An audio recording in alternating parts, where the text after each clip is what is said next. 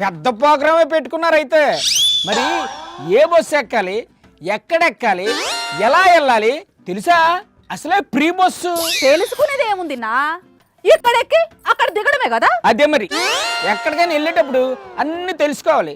లేకపోతే ఏదో ఒక బస్సు ఎక్కేసి ఏ బంగ్లాదేశ్కో వెళ్ళిపోగలం. అది కూడా కరెక్టే అన్నావు. మరి ఈ ఇన్ఫర్మేషన్ ఎవరు చెప్తారన్నా? రాసుమల్లు గారు, బాబు గారు ఫ్రీ బస్సుల మీద బాగా స్టడీస్ చేశారు. ఆయన అడుగు చెప్తారు. అదిగో అక్కడ ఉన్నారు చూడు. నమస్తే అన్నా.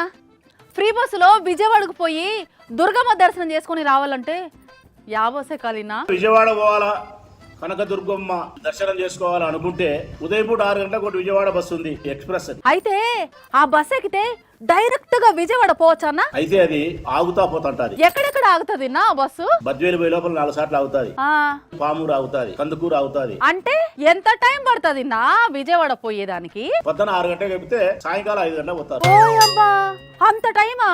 ఇంకా వేరే ఉచిత బస్సు ఏం లేదా? ఇంకా నేరుగా బస్సులు లేవు మనకు, ఉచిత బస్సు. మరి ఎట్లా అన్నా విజయవాడకు ఎట్లా పోయి వచ్చేది? పల్లె వెలుగు బస్సు చూసుకొని బద్వేలు బస్సు ఎక్కాల. బద్వేలుకి ఏడ దిగాల? బద్వేలు దిగి మళ్ళీ 1-2 గంటలు వెయిట్ చేసి మళ్ళీ ఆ నుంచి పామూరు బస్సు ఎక్కాల. పామూరులో దిగి ఆడ గంటనో అరగంట 2 గంటలు వెయిట్ చేసి ఒంగోలు బస్సు ఎక్కాల. ఒంగోలు దిగి ఇంకో బస్సు ఎక్కాలా? ఒంగోలులో మళ్ళీ 1-2 గంటలు వెయిట్ చేసి చిలకలూరుపేట బస్సు ఎక్కాల. ఓయమ్మో, ఏందిన్నా ఇది? అయిపోయినాయా ఇంకా ఉన్నాయా బస్సులు ఎక్కేటి దిగేటి?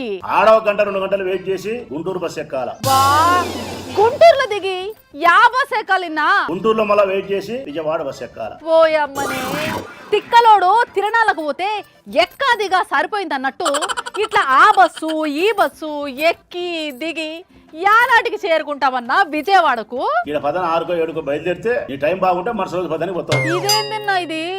మేము పోయేది విజయవాడ టూరా లేకుంటే దక్షిణ భారతదేశ తీర్థయాత్ర నాన్న? ఇన్నిసార్లు ఆగి ఎక్కి దిగి పోయే లోపల 4 సార్లు కాఫీ తాగాల, 3 సార్లు మజ్జి తాగాల, 1 సార్లు టిఫిన్ తినాలా, పొద్దు పోకపోతే మొక్కజొన్న కంకి శనక్కాయ ఇత్తనాలు కొనుక్కోవాలా. అంతే కదా అన్న. మరి యాడకన్నా పోతే మా పిల్లకాయలు అది కొని ఇది కొని అని పీక తింటారు. ఇవన్నీ సుమారుగా అయితే టికెట్ కంటే ఎక్కువైతుంది అక్కలారా. ఇదేందిన్నా ఇది? శారణ కోడికి బారణ మసాలా అన్నట్లుందిగా. చిన్నమ్మా అన్నావా? అదే మరి ఫ్రీ బస్ అంటే.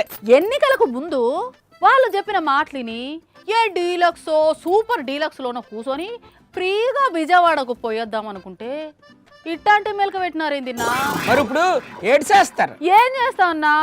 ఈ పిల్లకాయలను వేసుకొని ఈ బ్యాగులు మోస్తా ఆ బస్సు ఈ బస్సు ఎక్కదిగా నాతోని కాదు.